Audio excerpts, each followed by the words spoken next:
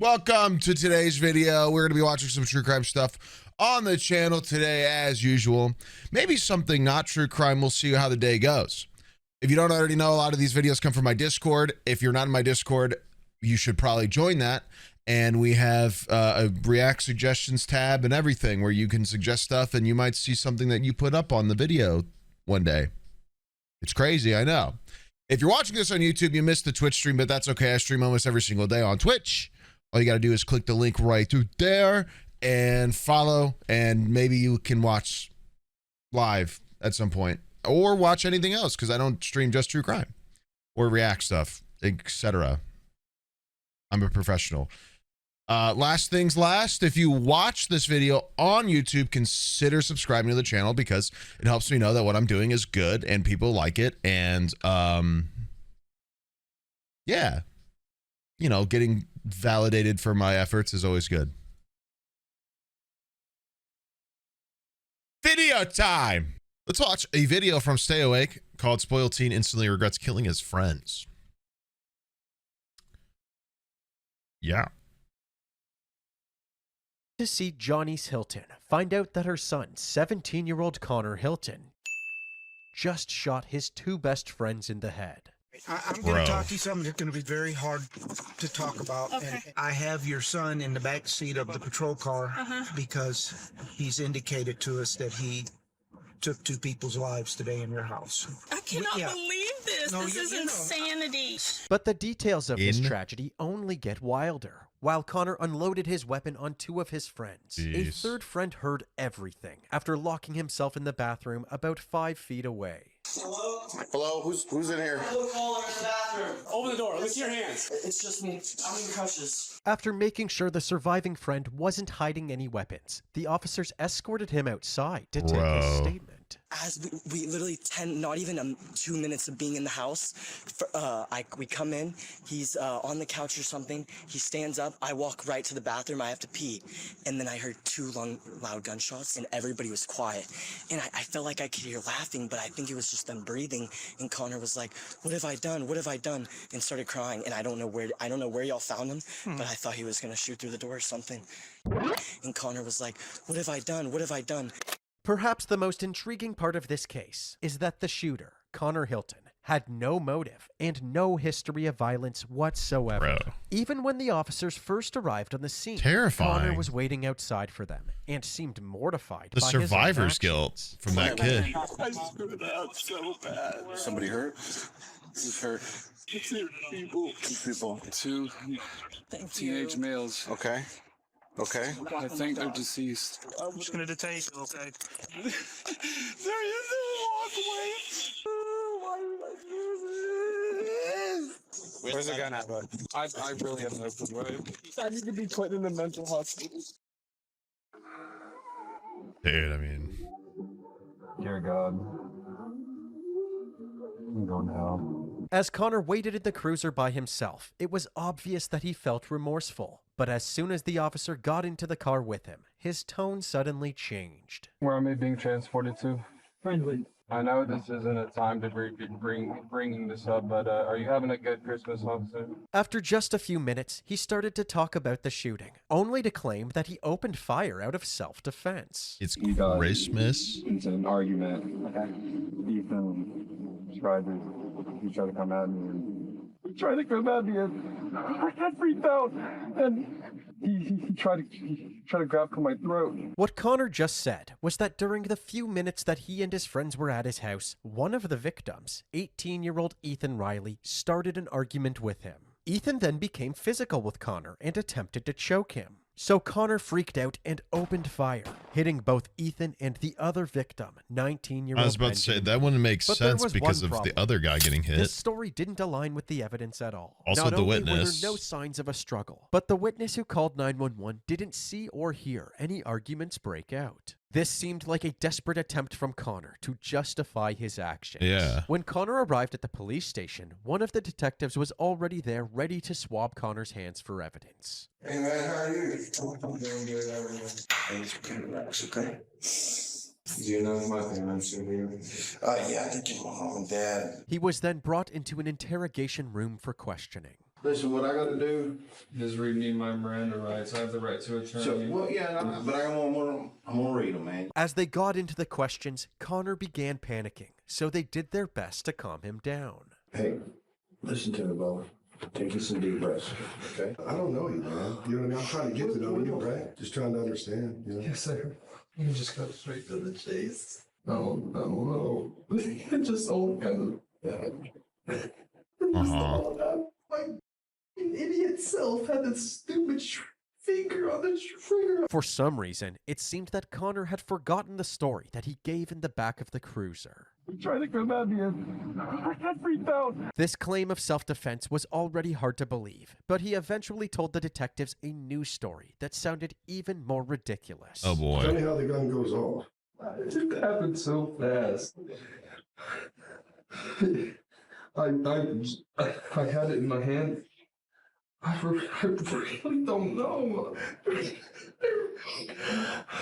I was just standing next to Ethan. I don't know, but I heard it. Oh. To paint a picture of Connor's second story, he is now saying that once he and his friends entered his house, he decided to show off his new gun when it unexpectedly fired. This story could explain how the first shot went off, but what about the second shot? What? I've got two guys that have both been shot in the head, right? So, you know what I mean? Like, how does that happen as an accident? That's what I want you to explain to me. With just a little bit of pushback from the detectives, Connor gave in and told them everything. You know, I need to be honest with you guys. I just need to be. Oh my god. Oh really? Oh, okay. I've had homicidal thoughts for so long. I went up. I went up to Ethan and just. I'm sorry for lying to you guys. I'm really sorry. I know it's gonna sound really like psychopathic and just like straight up disgusting and just weird, but the idea of murder is just super interesting for me. I don't know why. I don't know why it is. I don't know why. What did you think you were going to be able to achieve to help you by doing this tonight? Was it something you felt you had to do to be able to get? Unfortunately, not unheard of. Yes, you said it right there. Those are the exact words. As far as Connor could tell, there was no rhyme or reason for his urge to commit murder. That being said, the detectives wondered why he didn't try to kill his third friend, the one who was in the bathroom during the shooting. Because of the closed pause. the bathroom door, and I thought it was risky to either shoot through the door or go because he locked the door. Okay. And I'm really glad. I'm so glad that he closed the door and I didn't kill him. I'm so evil. I convinced my mom to buy that gun for me so I can shoot somebody. And this feels so much better. In retrospect, Johnny's buying her mentally ill and underage son a firearm probably wasn't the best move. But according to her, she had no idea about her son's dangerous mental state and didn't see a problem with buying him a gun. Well, yeah, probably not. He wanted to get it. However, the investigation would later show that Connor was seeing a psychiatrist for severe anxiety and other mental issues. Johnny's also allowed Connor to self-medicate at home with marijuana and alcohol, but this resulted in Connor forming dependencies on these substances. Despite these factors, Connor's parents frequently took him to the gun range without asking his doctor if he was mentally fit to be handling weapons. On top of all of this, Connor slowly started isolating himself from his friend group and began posting videos of himself playing with firearms from his mom's safe. He became hyper-fixated on true crime videos. He put his own from channel. His mom's safe. He put his own stuff on the picture. Hyper-fixated on true I mean, at least he's aware. videos, sometimes saying that he wanted to become a homicide detective, and other times saying that he wanted to kill people. And just hours before the shooting, he posted a selfie on Instagram with the song Who is Freddie Dredd playing in the background. And the lyrics were about killing people. It was clear that Connor had an unhealthy obsession with the content he was consuming, and it seemed that Connor's parents didn't see his concerning behavior as a cry for help. What I did was wrong. I need to do the punishment. I know that. But I also need help. Bro, the punishment is probably like 40 years. I can't lie. The punishment's interview was life in wrapped up, prison. and Connor was escorted to a holding cell at the Friendswood Police Department. That's While he was in extremely jail, first-degree he made a phone murder. call to his mom, telling her the same things he told the detectives. Mom, I need help. I know, sweetheart. It's okay. We'll get it for you, okay? I did a very bad thing. The next day on Christmas Eve, his parents were able to post his $1 million bond, allowing him to spend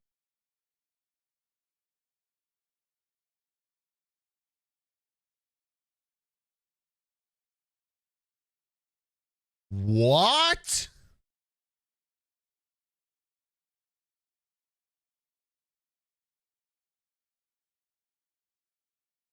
Guys, that's $100,000.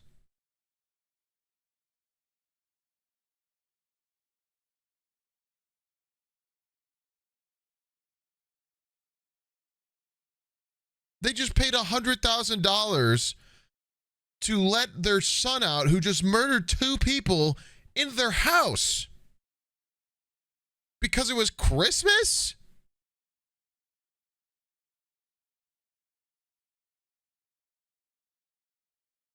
and Christmas Day at home, the same home where the shooting took place. Right. At least until 6 p.m. when he was indicted for murder. and the Exactly. police were Yeah, back happy at his fucking doorstep to Christmas. arrest him. Somebody spotlight these windows. With their guns drawn, Friendswood police swarm the home of a 17-year-old, now murder suspect. The Friendswood Police Department, we have a warrant. Come open the door now. Still no movement from inside the home. The officer gets back on the bullhorn. We have a warrant. Dude, no way. Johnny? Yes, sir. Hey, is he here? Where's he at? Where's he at? There, he's right there. Hey. Hands. Show me your hands. Turn around, face away from me. You're under arrest for murder, okay, bud? Come on. Okay, so that. May I give him a hug? Sure. No hugs? No, Connor, go. Let's go. No hug? Hey, we love you, Connor. Connor, we're working on it, okay? Be strong. Connor was escorted to the back Working of a on police it. cruiser yet again and sent back to jail. The next day, he pled not guilty to his charges. Another $1 million bond was set, this time with strict conditions, including 24-hour house arrest, a GPS monitor, surrendering his passport, no social media access, and no contact with the victims' families. Are you Connor's parents? No, ma'am. Are you family members? We are. Any comment about these new charges? I don't know anything about any new charges. He was charged with murder. Okay, yeah. Any comment on that? That's not me. No comment. No, ma'am. What about his $1 million bond? Do family members plan to bail him out this time? No information on that, ma'am. Once again, his family posted his bond within days, and he remained at home with his mom while awaiting his trial. I've met with him on multiple occasions, and he comes across as a very $200,000. young man. They basically He was wasted the just kind of first one of your 100. Typical 17-year-old high school student. So it was very shocking. We are just now getting the evidence in the case. It really does, in my opinion, support the idea that this was a very, very serious mental health. Good Lord. That caused this. While Connor's defense team started preparing for trial, his peers at Friendswood High School were still processing this tragic event. You see it everywhere on social media, on news articles. Everyone's talking about it. Senior Alex Leoviondo says he knew victim Ethan Riley for years. This is a photo of the 18-year-old from a GoFundMe page set up to help pay for funeral expenses. I have him in my English class, and I'm just going to look around. It's just going to be an empty seat. I don't think I'm ready for that. Friendswood police say Riley was fatally shot last Saturday by 17-year-old Connor Hilton at his family's home here on LaSalle Street. It's very tragic. Bro, the fact that they how I can't get over this. Their son commits a double homicide in their family room, and they bail him out. First of all, why does he have a bail after shooting 2 people in the head and during the interview talking about homicidal ideation? What? Drops $100K to get him out for Christmas, and they have Christmas in the house it happened at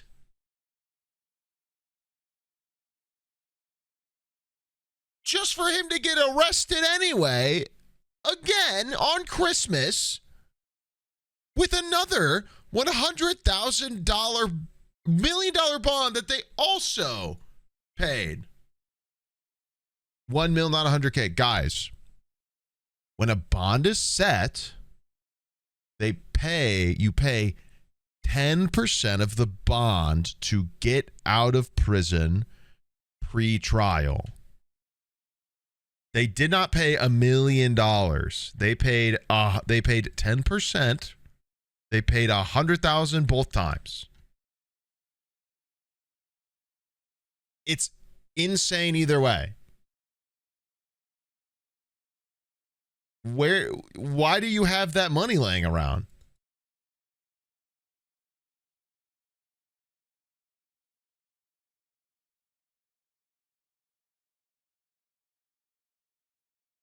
I mean, holy crap, dude. What happens to the rest of the mill? They'll probably fucking pay it over time to keep him out. Or he goes back in, to my knowledge. It depends. He also said there's rules to his bond, so it could depend. But still, dude, like...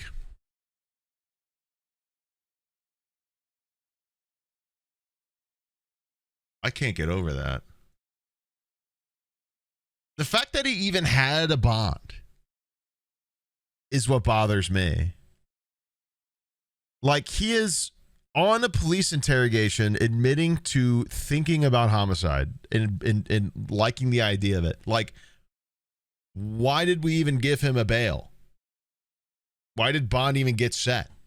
He talked about fantasizing killing people. What? And he got bond twice. What are we doing? August 25th, 2025, a hearing was held to decide whether or not the defense could introduce a certain witness during the trial, Dr. Doug Bremner. Dr. Bremner is a professor of psychiatry and radiology at Emory University School of Medicine. His professional opinion was that at the time of the murder, Connor was in a state of psychosis due to his acne treatment. This opinion was based on a study Dr. Bremner conducted in 2005, which concluded that the chemical in Connor's acne treatment had major effects on the human brain. There's the brain on the left before treatment, and then after 3 months of treatment, you can see there's a visible... What, the clindamycin got him having ideations? Why is that important?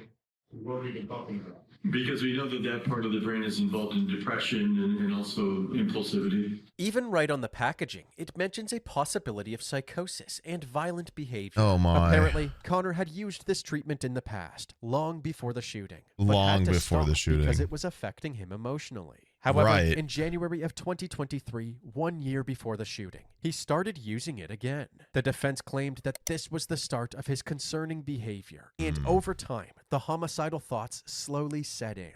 Connor's history with his acne treatment, along with the fact that the prosecution couldn't pinpoint a motive, led Bremner to believe that Connor was experiencing a psychotic episode at the time of the shooting. However, the prosecution began questioning Dr. Bremner, and it became clear that his opinion was based on generalities and possibilities, not Connor's personal experience. Said he was psychotic because he was taking the Accutane. I need you to Accutane and explain to me how Connor Hilton taking the Accutane made him insane. One of the most common like acne medications out there. Accutane can cause psychosis.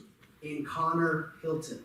And that's what happened with him. Have you ever performed a brain scan of Connor Hilton? No. To discredit Dr. Bremner's opinion even further, they pointed to a more recent study from November of 2023 that said Connor's acne treatment does not cause an increased risk of psychosis. Yeah, because that's believed that crazy. Connor's state of mind was crystal clear based on his general wherewithal when the authorities arrived at the scene and his ability to tell right from wrong. Yeah. I'm going to hell. So evil. It was up to the judge to decide what Dr. Bremner's role would be in Connor's trial. Surely it was not. determined that Dr. Bremner was allowed to testify for the defense, but only during the penalty phase, which would only take place if Connor is found guilty. Basically, the judge has ruled that it's not admissible. So it's translation. He's only able to like character witness him during sentencing, basically. Like, he can show up and talk to the judge and be like, be a little more lenient because it could have been all this, which is, yeah, so basically nothing, really. I mean, it's hard to say what the impact would be. Admissible to determine whether or not Connor is guilty, but it should be admissible in terms of mitigation. Mitigation meaning trying to lower the punishment that the jury gives him potentially if he's found guilty in the case. While we respectfully disagree with the judge, she gave us a good hearing. She listened to the evidence and she formed her opinion, and we respect that. Connor's trial was just weeks away at this point, and without an expert witness to support their claims, there was a high chance that he would be found guilty and potentially spend the rest of his life in prison. So just days later, Connor decided to take a plea deal. How do you plead to each of these charges? Guilty. The deal was that if Connor pled guilty to murder, he would only serve 50 years in prison, and he would be eligible for parole in just 25 years. The motivating factor above all was Connor. I mean, that's Connor standard. wanted to plead guilty at that point. He didn't want the families to have to come down here and testify and go through everything that they would have to go through in a trial subject to cross-examination. Ain't no way. That's standard, those guys. affected by Connor's actions were given the opportunity to speak to him directly. The first person to take the stand was Benjamin Bleak, one of Connor's victims. Wait, he What we haven't survived? told you up until this point is that both Ethan and Ben were actually clinging to life when the first responders arrived at Connor's house. They were rushed to the nearest ER, 35 and although years. Ethan had ultimately Save succumbed me. to his gunshot wound, Ben made a miraculous recovery. He was paralyzed on the right side of his Whoa. body, so he spent over a month in physiotherapy, regaining his motor skills and physical Holy strength. shit, Eventually, dude. he was able to walk, talk, and eat, but Wow. his memory from the night of the shooting never came back. Well, He learned about the there's shooting just and Ethan's death when he saw an online news article. no about way it he'd on his remember that mom's shit, phone. dude. In Ben's own words, he was furious. First of all, stop sniveling, stop crying. You did this to yourself. Yeah, get his ass, bro. And Fuck yeah. Secondly, the grief you have caused the Rileys. Look at this fucking beast, dude. Family, I will never forgive you. After Ben's statement, his mom, Shannon Bleak, who was with Ben every step of the way throughout his recovery, got on the stand and scolded Connor's mom. We are all living this Fuck nightmare yeah. because a mother chose not to tell her son no when he Yeah. asked her to buy a gun. Shame on you. Fuck yeah. Ethan's father also said Get his her piece, ass, dude. reflecting on the wonderful person his Are you son fucking was. kidding me? I sit here with so much love in my heart for my son, Ethan Matthew Riley. He's a beautiful soul, full of love and light. You can see that light in his eyes. A light that will continue to overcome the darkness of your evil thoughts and actions. I'm going to close with the words that I shared at Ethan's funeral.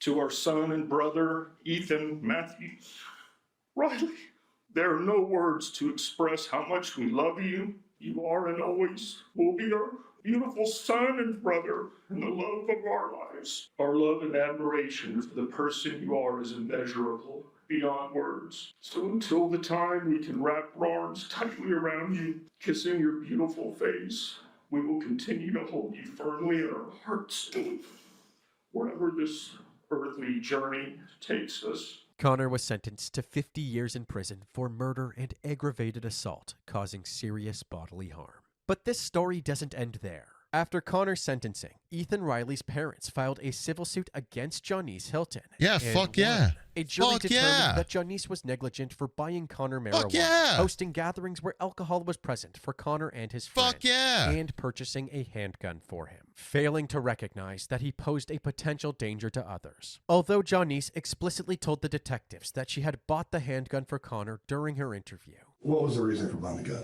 He wanted to get it. She changed her story completely during her civil suit. Stupid. Apparently, when she watched that part of her interview, she had no memory of it, and she claimed that she had actually bought the gun for herself, not for Connor. However, text messages exchanged between Connor and Janice showed that Connor had told her to buy the specific gun he wanted. Ultimately, Ethan Riley's parents were awarded $60 million, but it is uncertain how much of that money the Rileys will be able to collect from Janice. Shortly after this decision, True. Janice Hilton sold her. Well, they had $200,000 to bail their murderer of a son out for no fucking reason. So her house and moved out of Friendswood. Oh, As really? for Connor, he currently resides at the George Beto unit in Tennessee Colony, Texas, and will be eligible for parole in the year 2050.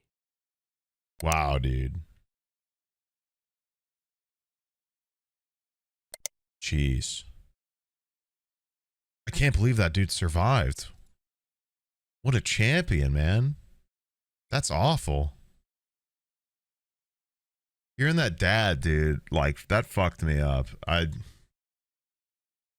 Just like as a parent of two, like, the thought of ever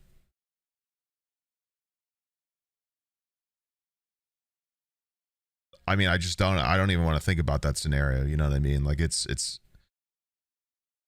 spine chilling to think about, like, any parent having to deal with that. I don't know. I mean, no amount of money is gonna fix that for them, but hopefully it'll make their life a lot easier. No, I mean, if they get any of it, I guess.